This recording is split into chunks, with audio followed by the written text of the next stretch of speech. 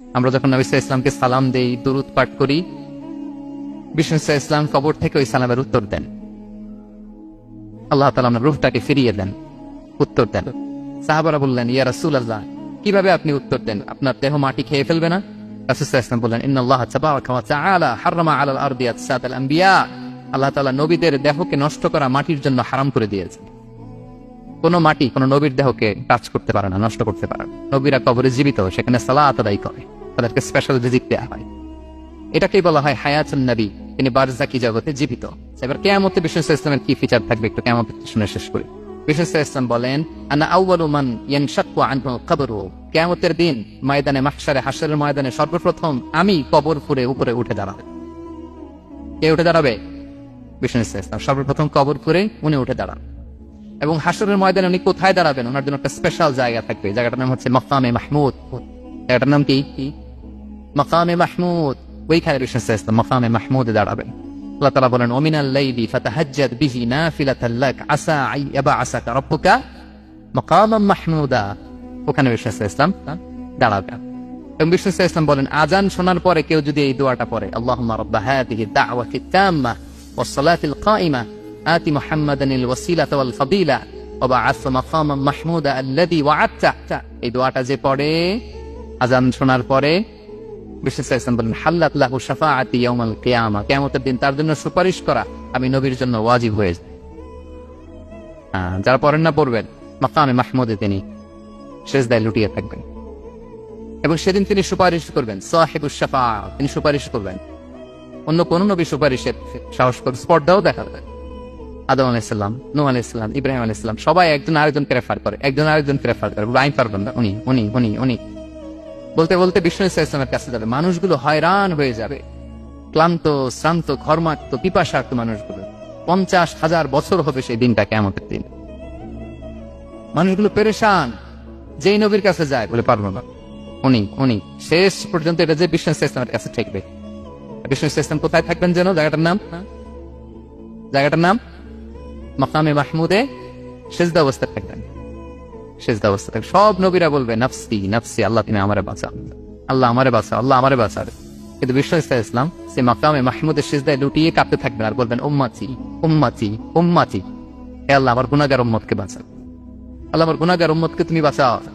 কাঁপতে থাকবেন বিষ্ণু সাল্লাল্লাহু আলাইহি ওয়াসাল্লাম ওই জায়গায়। তখন আল্লাহ তাআলা বলবেন, ইয়া মুহাম্মদ ইরফা রাসাক, হে মুহাম্মদ মাথা তোলো। কুল তুসমা, আজকে তুমি যা বলবে তাই শোনা হবে। সাল তু'তা, যা চাবে তাই দেয়া হবে। ওয়াশফা তুশাফা, যার জন্য সুপারিশ করা হবে, যার জন্য সুপারিশ তুমি করবে তার জন্য এই সুপারিশ কবুল করা হবে। বিষ্ণু সাল্লাল্লাহু আলাইহি ওয়াসাল্লাম তখন সুপারিশ করবেন, শুরু করবেন, স্টার্টিং। তো বিষ্ণু সাল্লাল্লাহু আলাইহি ওয়াসাল্লামের সুপারিশ আমরা চাই কি চাই না বলেন? আল্লাহ তাআলা আমাদেরকে বিষ্ণু সাল্লাল্লাহু আলাইহি ওয়াসাল্লামের সুপারিশ লাভে ধন্য করুক, আমরা পড়ি আমিন। বিষ্ণু সাল্লাল্লাহু আলাইহি ওয়াসাল্লাম স্টার্ট করবেন সুপারিশ করা এবং হাউজে কাউসারের পানি বিতরণ শুরু করবেন। হাউজে কাউসারের নাম শুনেছেন?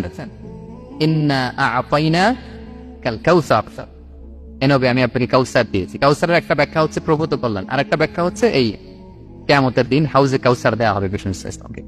এটা কত বড়? বিষ্ণু সাল্লাল্লাহু আলাইহি ওয়াসাল্লাম বলেন, হাউদি মাসিরাতু শাহর, 1 মাসের দূরত্ব। এত বড় চৌবাচ্চা হবে হাউজে কাউসারের চৌবাচ্চাটা। বিষ্ণু সাল্লাল্লাহু আলাইহি ওয়াসাল্লাম বলেন, এই মাথা থেকে ওই মাথায় পৌঁছতে 1 মাস লাগবে। 1 মাস, তার মানে সাইজে খুবই ছোট, তাই না? ছোট? আওয়াজ করে বলুন, ছোট না বড়? বিশাল বিশাল বিশাল। হাউজে কাউসারের পানিটা কেমন হবে? মা ও আবিয়াদু মিনাল লাবান, দুধের চেয়েও সাদা, মধুর চেয়েও মিষ্টি, বরফের চেয়েও ঠান্ডা। আতিয়াবু মিনাল মিসকি, মিসকের চেয়েও সুগন্ধ সম্পন্ন। কিজানুহু কানুজুমিস সামা, আকাশের তারা যত বেশি, হাউজে কাউসারের যে পান পেয়ালা থাকবে আশেপাশে, পেয়ালাগুলোর সংখ্যা আকাশের তারার চাইতেও বেশি বেশি। বিষ্ণু সাল্লাল্লাহু আলাইহি ওয়াসাল্লাম হাউজে কাউসারের পানি বিতরণ করবেন, সবাই বিশ্বাসী উম্মতেরা সেটা পান করবে। আর একবার যে পান করবে চিরকালের জন্য গলা থেকে তৃষ্ণা মিটে যাবে। সুবহানাল্লাহ। একদল এসে বলবে, ইয়া রাসূলুল্লাহ আমাদেরকে দেন, আমাদেরকে দেন। তখন ফেরেশতারা বলবে, ইয়া রাসূলুল্লাহ এদেরকে দিবেন না, কারণ ফা ইন্নাকা লা তাদরি মা আহদাসু বা'দাক, আপনি জানেন না তারা আপনার পরে আপনার দিনকে বিকৃত করেছে। কি করেছে? আপনি যে দিন ইসলাম রেখে গিয়েছেন ওইটা পালন না করে নিজের মন মতো অনেক কিছু ঢুকাইছে, লাফালাফি নাচানাচি, এরকম আছে না নাই? মন মতো বানাই নিছে। এ নবী আপনার পরে মন মতো তারা ইসলাম পালন করেছে, বিকৃত করেছে, আপনি তাদেরকে দিবেন না।